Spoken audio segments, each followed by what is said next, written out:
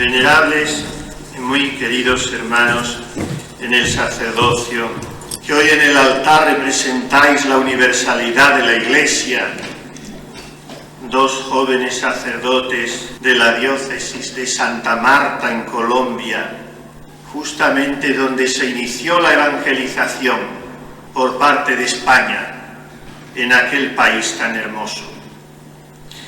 Dos sacerdotes de la archidiócesis de Valencia, otro de la diócesis de Huesca y el acólito y un servidor de la archidiócesis primada de España, sin olvidar a nuestro indefectible Ricardo. Amadísima comunidad de madres carmelitas descalzas, queridas siervas del Evangelio, queridos hermanos todos en el corazón de Jesús de Teresa. Son ya varios años los que vengo predicando en este día 25 aquí, en esta iglesia que nos envuelve de una manera muy particular en el perfume de santidad que dejó Teresa aquí. Y me gusta predicar en este día 25. Lo agradezco mucho a la providencia de Dios y a la gentileza de la Madre Priora, porque las fiestas de familia entrañables se conocen y se preparan y se viven y se gozan y se respiran desde la víspera, de manera que hoy es ya la transverberación. Pero es que además este día 25 también quedará siempre signado en esta santa casa como una fecha de santidad, porque en esa fecha y a esta hora se fue al cielo quien predicara esta fiesta durante más de 3 décadas, el cardenal Marcelo González Martín. Hoy se cumplen 10 años de su muerte, de su ingreso en la vida. Y los que venimos celebrando año tras año esta fiesta de la transverberación, tenemos con él una deuda de gratitud no pequeña, porque fue él quien, a instancias de la inolvidable Madre Magdalena de Jesús, dio lustre a esta fiesta que no conocía antes tanta solemnidad, al menos pública, aunque las hijas de esta casa siempre la hayan vivido a lo grande.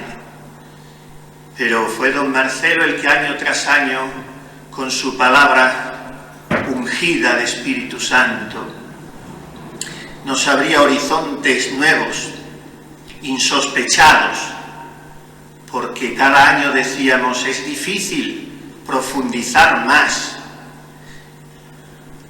a la hora de predicar sobre un fenómeno místico subjetivo como es el de la transverberación, sin siquiera consecuencias externas visibles, como puede tener la estigmatización de San Francisco de Asís o de San Pío de Pietrelcina. En el caso de la transverberación, todo es interior.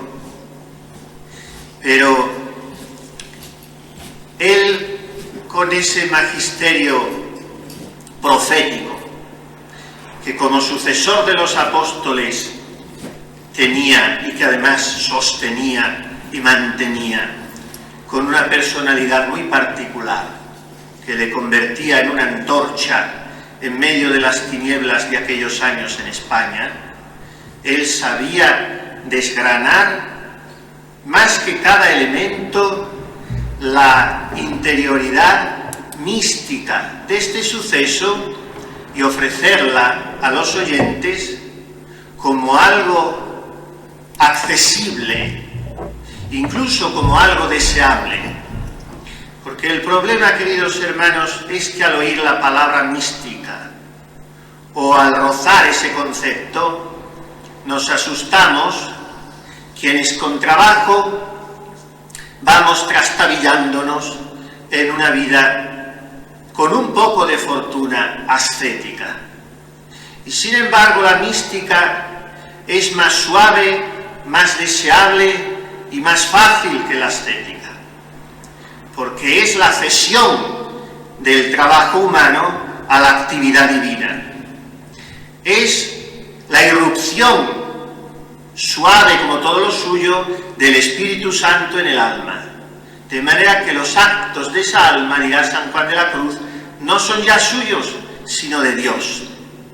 Y desde esta óptica hemos de ver la transverberación de Santa Teresa, nuestra Madre. He ido a espigar en varias de sus homilías, de don Marcelo me refiero, durante 33 años. Y me ha llamado particularmente la atención esta idea de una de ellas de hace más de 40, el 26 de agosto de 1973.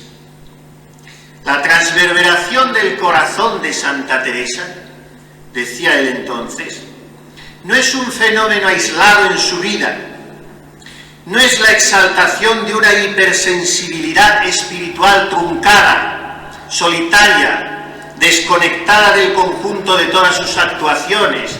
No, es como una nota más en esa melodía armoniosa que es la conjunción de todos sus actos, de todos sus amores, de todas sus entregas progresivas y cada vez más intensas a Dios nuestro Señor. Y continuaba explicando que nos es particularmente útil la consideración de este fenómeno místico en la situación actual de la Iglesia en que vivimos. Útil, decía él, como un adjetivo que empleaba no sin cierta repugnancia, no fuera a ser que se le identificase con un cierto espiritualismo, utilitarismo pastoral o espiritual. Útil en el sentido de provechoso, de algo que reporta a nuestra alma, a nuestra vida cristiana, frutos de santidad. Y es útil, decía, considerar la transverberación por un triple capítulo, porque nos permite adorar a Dios al conocer sus maravillas. Segundo, porque nos permite conocer la grandeza de algunos elegidos de Dios, como el caso de Teresa de Jesús. Y en tercer lugar, porque nos permite descubrir dónde están las raíces de toda fecundidad apostólica, que no es en otra actitud que en la contemplación. Pero quisiera fijarme, queridos hermanos, en esa primera idea de don Marcelo al comentar este hecho. La idea es esta: la transverberación no es un hecho aislado, no ha de ser visto como un episodio inconexo en la vida de Teresa. Ahora entra monja, ahora inicia la reforma, ahora comienza a fundar sus monasterios y en otro momento puntual experimenta la transverberación. No es esto. No solo porque ella misma repita que la vivió muchas veces, algunas veces, y del contexto se colige que eran frecuentes esas ocasiones. Pero no es solo por esto, es fundamentalmente porque el amor de Dios, y este es el alma de la transverberación, el amor de Dios unifica, armoniza, integra, cohesiona la vida. Vivimos hoy en un mundo de dispersión, de disgregación, de desunión. Esta es la obra de Satanás. Todo lo que no es unidad, todo lo que no es armonía, no viene de Dios. Y si no viene del Padre de las luces, viene del príncipe de este mundo, del padre de la mentira.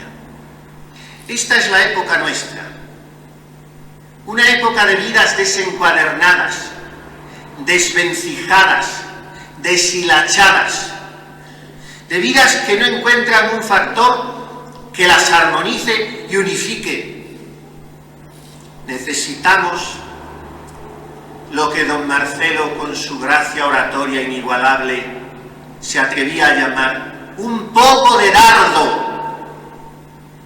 ¿Quién de nosotros será tan osado de pedir el mismo dardo de Teresa? Aquel de oro largo, en cuya punta trae un poco de fuego. Pero un poco de ese dardo sí que nos es legítimo pedirlo, desearlo y esperarlo, y acogerlo amorosamente cuando llegue como una caricia del Espíritu Santo. Necesitamos un poco de dardo que atraviese con el aroma de la Trinidad todas nuestras acciones.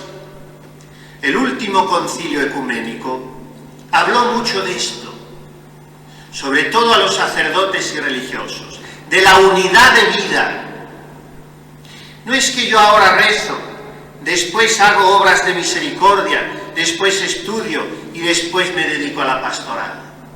Es que todo está abrazado, englobado, agavillado por el amor de Dios.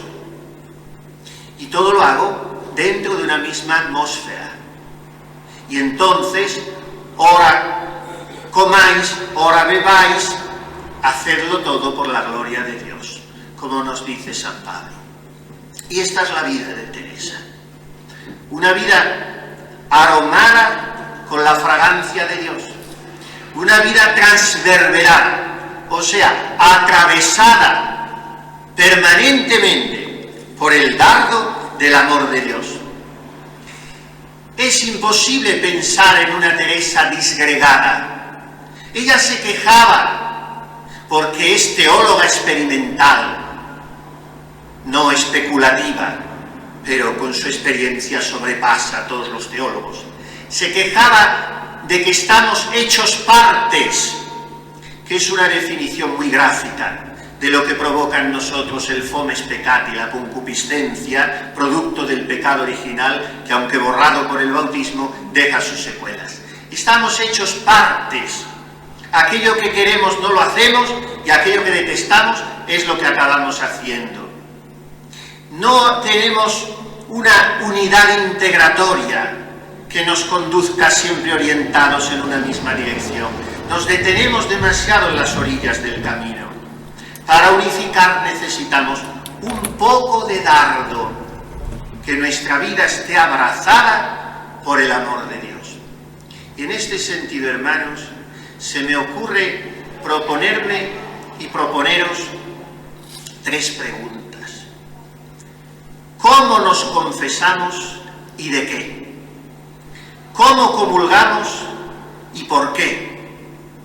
¿Cómo rezamos y para qué? Cuando empecé a ser párroco, hace ya bastantes años, me impresionaba que bastantes personas sencillas de aquel pueblo, cuando venían a confesarse, empezaban siempre por este pecado. Padre, me acuso de que no amo a Dios como Él merece ser amado. Y después ya casi daba igual el resto de la confesión, porque todo brota de aquí, del primer mandamiento de la ley de Dios. Amamos suficientemente a Dios. ¿Cómo comulgamos? Comulgamos para llenarnos del amor de Dios, para crecer en el amor de Dios, para tener una actitud pasiva y activa para con el amor de Dios, o sea, llenarnos de Él para reverterlo sobre los demás. Y en fin, ¿cómo es nuestra oración? ¿Es frecuente? ¿Es fervorosa? ¿Es esponjada? ¿Es cálida? ¿Es un ejercicio de amor, como dice San Juan de la Cruz? Nuestra vida de verdad está tejida toda ella en ese hilo de oro que es el de la caridad sobrenatural, sin el cual todas las demás obras nuestras están muertas, como dice la Santa Madre en las Moradas. Es como que nacen de un agua cenagosa, putrefacta, por buena que sea la obra a nivel humano, no aprovecha nada para la vida eterna. Esta es una gran equivocación de hoy. La solidaridad es un concepto pagano.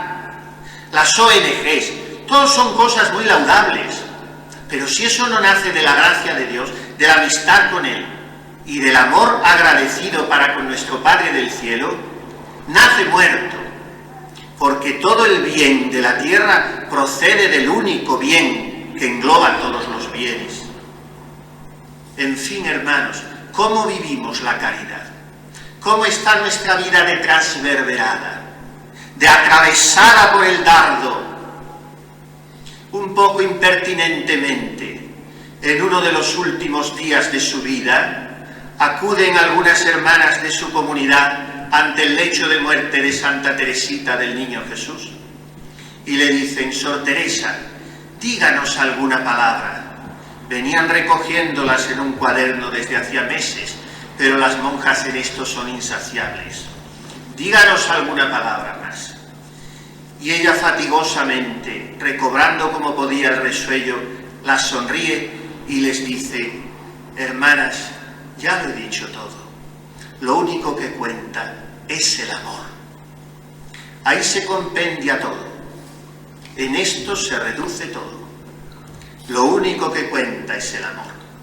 El amor que a Teresa se le representó no una, sino muchas veces en esta santa casa como un dardo de oro largo, al fin del cual venía un manojo de fuego que, metiéndosele por las entrañas y llegándole al corazón, la dejaba toda abrasada en amor grande de Dios.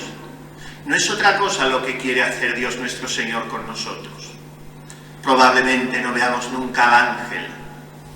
Seguramente no tendremos la experiencia sensorial, porque se trataba de una visión imaginaria del oro y del fuego, pero tendremos los mismos efectos que sintió Teresa.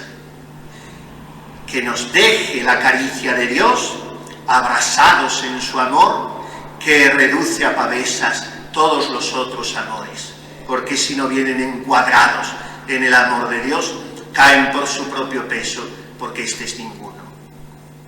Me parecía meter por el corazón ese fuego algunas veces.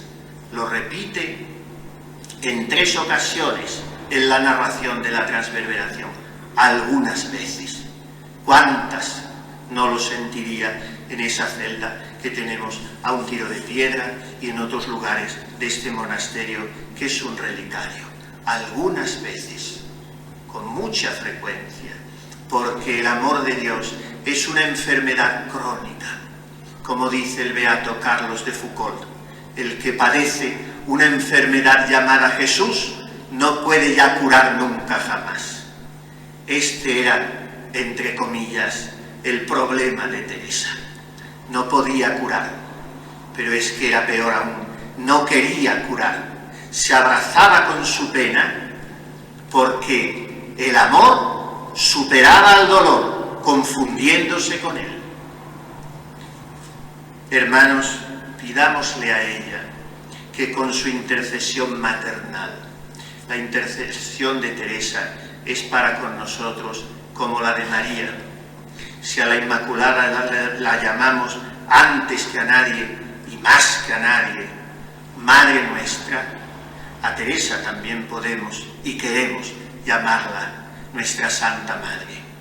Pues como la suya es una intercesión maternal, o sea, que se adelanta a que el Hijo le pida algo porque antes ha descubierto ella la necesidad, esperemos confiadamente de ella que nos alcance lo que don Marcelo llamaba un poco de dardo, y que ese poco de dardo, transverberando nuestro corazón, atravesando nuestra vida, nos deje abrasados en amor grande de Dios.